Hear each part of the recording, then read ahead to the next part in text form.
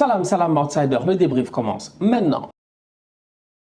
Le Barça de Xavi l'emporte aujourd'hui 4-0 face à Osasuna. Le Barça est à 5 points de Séville avec un match en moins sur Séville. Ce qui veut dire que ce Barça-là, qui était mort il y a quelques mois, qui était censé, je dis bien, galérer pour se qualifier en Ligue des Champions, peut espérer peut-être finir deuxième si le momentum continue. Cette équipe-là est en train de se gérer, elle est en train de bien jouer. Et ce qui est intéressant au-delà de cela, c'est l'aspect mental de cette équipe-là. Cette semaine face à Galatasaray, ça a été compliqué.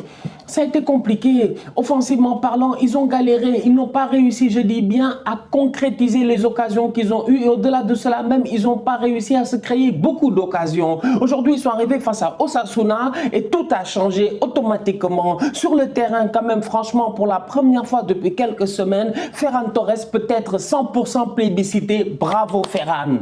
Bravo Ferran, franchement, enfin. Ferran Torres a sorti aujourd'hui une top performance et on peut le dire. Il a été très intéressant, il a été très intelligent. Il avait déjà les courses de balles qu'il fallait.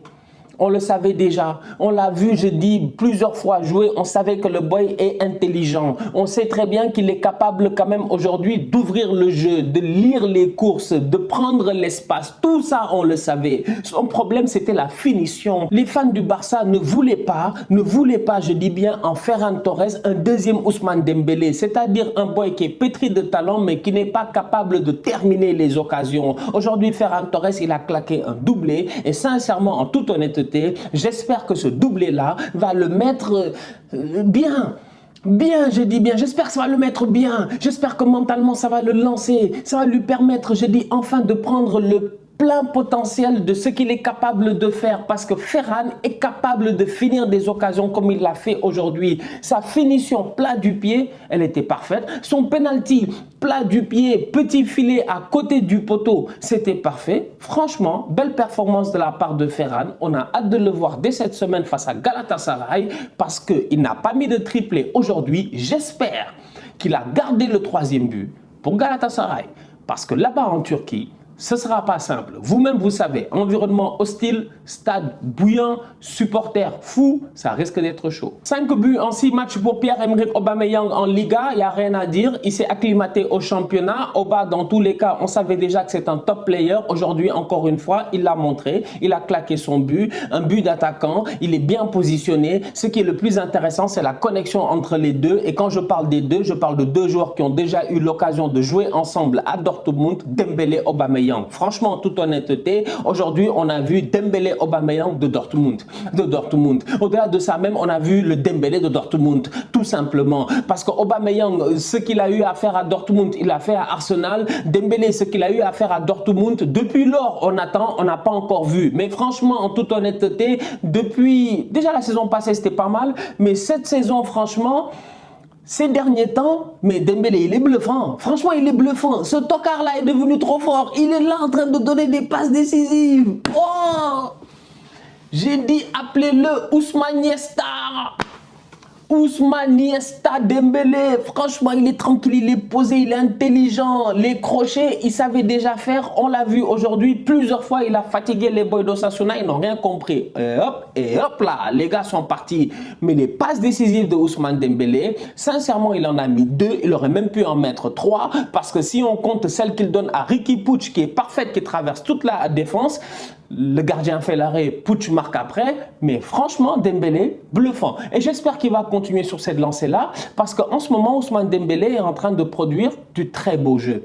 Du très très beau jeu. Son talent, on le connaît déjà, c'est indéniable. On sait que Dembélé sait jouer au football. Son problème, c'est la constance et le fait qu'il ne se blesse pas. Donc maintenant, si Dembélé ne se blesse pas, qu'il est constant dans son football, en toute honnêteté, il n'a qu'à se gérer avec son agent et signer au Barça. Parce qu'aujourd'hui, Ousmane Dembélé, dans cette équipe-là, quand il est en forme, c'est un atout majeur. Xavi continue sur sa rotation. Frenkie de Jong était sur le banc, Adama Traoré était sur le banc, Araujo était sur le banc, Dest était sur le banc, comment ça s'appelle, qui encore qui est important, Memphis Depay était sur le banc. Il y avait plusieurs joueurs aujourd'hui qui étaient sur le banc et ça a montré à quel point cette équipe du Barça là, quand même, qu'on le veuille ou non, petit à petit, elle est en train d'avoir une profondeur de banc, une très bonne profondeur sur son banc, parce qu'au milieu de terrain, tu as Busquets qui fait le travail face à Osasuna. Bon, il n'y a pas de problème aujourd'hui, il s'est géré, mais à côté de lui, Gavi, les deux jeunes qui sont à côté de lui, sincèrement, en toute honnêteté, ils redonnent vie à cette équipe-là.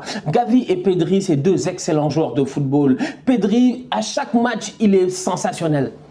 En fait, à chaque toucher de balle, il est sensationnel. Ça, c'est une réalité. C'est que le boy, il touche le ballon, il fait des choses qui sont quand même des fois extraordinaires. Il est tout petit, il est tout frêle. Tu as l'impression que si tu souffles, il va tomber. Mais en réalité, il va très vite. Il va très très vite. Il est rapide, il est très rapide, il est très vif. Il est vif dans ses mouvements, il est vif dans sa tête. Il récupère le ballon, il se retourne. Rapidement, il a vu l'option de passe qu'il faut. Il y a juste une fois où il ne sait pas gérer. Il doit donner à Dembélé. Malheureusement, il cherche la passe la plus compliquée. Mais mis à part ça, top performance de la part de Pedri au milieu de terrain encore une fois. Gavi, rien à dire.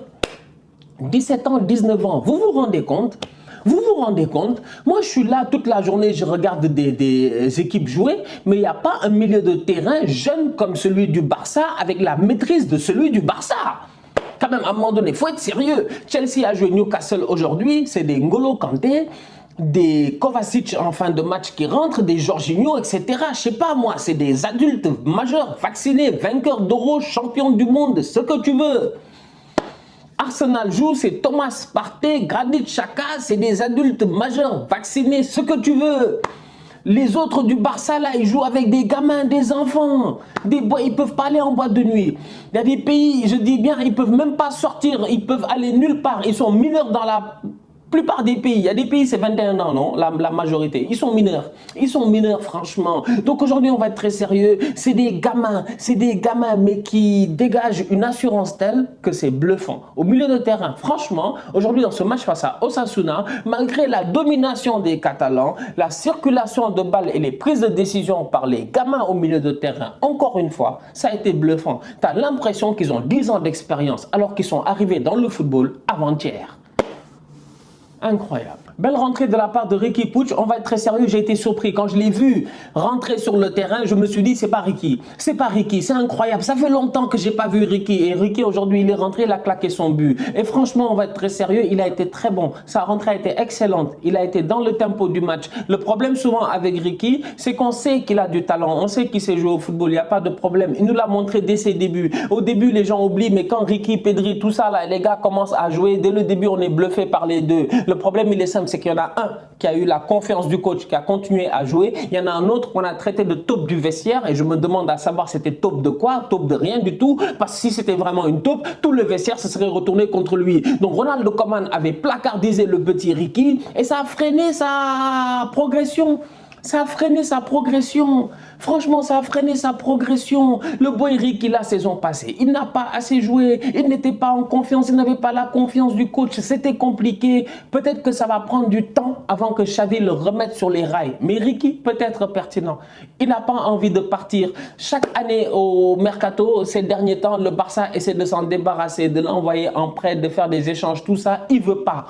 Il veut rester, il veut performer. Aujourd'hui, il rentre, il claque un but et ma foi, un très beau but parce qu'il faut avoir de la lucidité pour dribbler le gardien, ajuster et claquer cette frappe. Bravo Riqui. Un but encaissé lors des 4 derniers matchs. On va être sérieux? C'est bien, c'est bien, c'est très très bien, c'est très très bien. Un seul but encaissé lors des 4 derniers matchs pour une équipe qui a encaissé énormément de buts. C'est bien pour Marc-André Ter Stegen qui sort aujourd'hui avec un clean sheet. Mais au-delà de ça, c'est bien pour le moral de la défense. C'est bien pour le moral de la défense. C'est important que l'attaque claque 4 buts. C'est bien pour les attaquants, c'est bien pour leur confiance entre eux. Chacun est content, les statistiques sont en train de monter, tout ça. Mais c'est aussi bien que derrière, les gars se gèrent. Et aujourd'hui, ils se sont gérés. Dani Alves a été bon. Jordi Alba ces derniers temps, il n'y a rien à dire, il se gère. Piqué sur le terrain pour son 600e match, il n'a pas sorti une top performance. Il a même failli à un moment donné s'emmêler les pinceaux. Je ne sais pas ce qu'il a essayé. Ne me demandez pas, je ne sais pas ce qu'il a essayé. Franchement, il a essayé de faire une roulette, une roulade, une je ne sais pas quoi. En tout cas, il a échappé. Donc Gérard Piqué aujourd'hui, ça va, il s'en sort. Garcia à côté, il a été très très solide, surtout sur les contacts physiques. Donc du coup, cette équipe du Barça là qui aujourd'hui, au-delà de mettre 4 buts, sort avec 0 but encaissé. Ça aussi, c'est bien et c'est à noter. Le calendrier s'accélère, les choses sérieuses arrivent. Les 3 prochains matchs du Barça seront déterminants pour le reste de la saison. Je dis bien déterminant. il va falloir, je dis, aller chercher un score face à Galatasaray. Ça ne sera pas simple à l'extérieur. Après le match nul 0-0 à l'aller, toutes les cartes sont sur la table. C'est une finale. Il va falloir aller gagner en Turquie pour les Catalans. S'ils veulent continuer à espérer de continuer leur chemin en Europa League, qui, à mon humble avis, c'est très important cette compétition-là pour eux, parce que l'Europa League permet de développer tous ces gamins-là et de les préparer pour la Champions League. Même s'ils l'ont déjà joué cette année, et ben là, ça les permet de prendre le rythme, de comprendre que les soirées européennes, c'est pas simple. Et d'autant plus que l'Europa League, cette saison, franchement, le calibre est encore une fois plus haut parce qu'il y a de belles équipes qui sont là pour le moment. Le Barça va devoir se gérer face à Galatasaray. Ensuite, c'est le Classico face au Real Madrid dès le dimanche prochain. Dimanche prochain, c'est El Clasico. C'est El Clasico pour les Catalans. Essayer d'aller gagner à Madrid, ça risque d'être très compliqué parce que les Madrilènes, pour le moment, ils ne rigolent pas. Ils n'ont pas de temps à perdre. Triplé de Benzema, si tu n'es pas content, ils éliminent le Paris Saint-Germain. Ça, c'est le Real Madrid de Carlo Ancelotti. J'ai hâte de voir jeudi Vinicius rejouer face au Barça. J'ai hâte de voir Benzema. J'ai hâte de voir cette équipe de Real-là face à ce Barça-là en ce moment. Parce que voilà, deux équipes qui, en ce moment, franchement, sont en forme, même si le début d'année du Real, en termes de jeu, a été un peu plus décevant. Mais ce Real-là, après la victoire face au PSG, franchement, si j'étais le Barça, j'aurais pas envie de les jouer directement. Donc aujourd'hui, tu te rends compte qu'ils doivent gagner face à Galatasaray, ils doivent gagner face au Real, et après ils doivent gagner face à Séville. Deuxième au classement, un match en moins sur Séville. 5 points d'écart entre le Barça et Séville. Tout est encore possible pour ces Catalans-là. Comme je dis, les 3 prochains matchs de Xavi avec son Barça seront déterminants.